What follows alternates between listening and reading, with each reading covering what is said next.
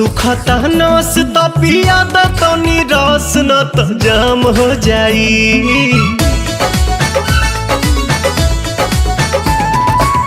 सुखता नस त पिया द तनी रस न त जाम हो जाई, न त जाम हो जाई। ए राजा चलो ना पिपरवा के तरवा ओही जे सारा काम हो जाई। ए राजा चलो ना पिपरवा के तरवा ओही जे सारा काम हो जाई। जानी बात टरकाव यही लागे ढरकाव रानिया जुरी में उठावा के पानी। बड़ा तेज बट धूप सब राजा रूप देखो काहे में फंसी जवानी। राजा चलो ना पिपरवा के तरवा ओही जे सारा काम हो जाई। ए राजा चलो ना पिपरवा के तरवा ओही जे सारा काम हो जाई।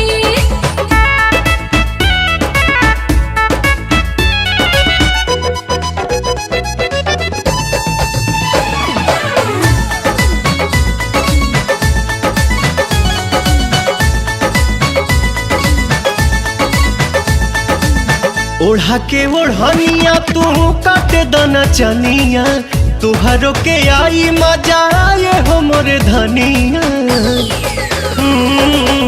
ओढ़ा के ओढ़निया तू काटे दना चनिया, तुहरो के आई मजा आए हो मोरे धनिया। नशा में नतीजा कुल बिगाड़ देबो हो, सारा इज्जत के बेइज्जत में लसार देबो हो। कहीं इतना डेरालू तू तो झूठे अगर आलू रानी कहतानी बात हम सही। इह खेल बज खेल बानी हमनी अकेले देखे गहुआ के लोग का कही। राजा चलो ना पिपरवा के तरवा ओही जे सारा काम हो जाई। ए राजा चलो ना पिपरवा के तरवा ओही जे सारा काम काम काम हो जाई।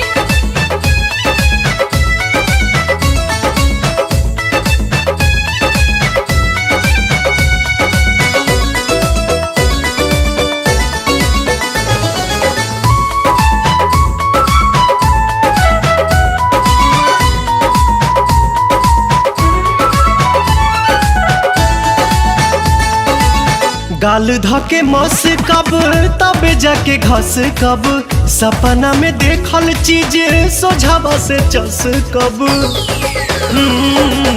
गाल धके मस कब तबे जाके घस कब, सपना में देखल चीज सोझावा से चस मोरे कब। सोना मोरे हीरा तू तो बड़ा पागल आइल, लागे मना मना बात कुली खोला तू फाइल। बाटे खड़ा दोपहर मन मारता लहर रानी मनवा के कैसे मनाही।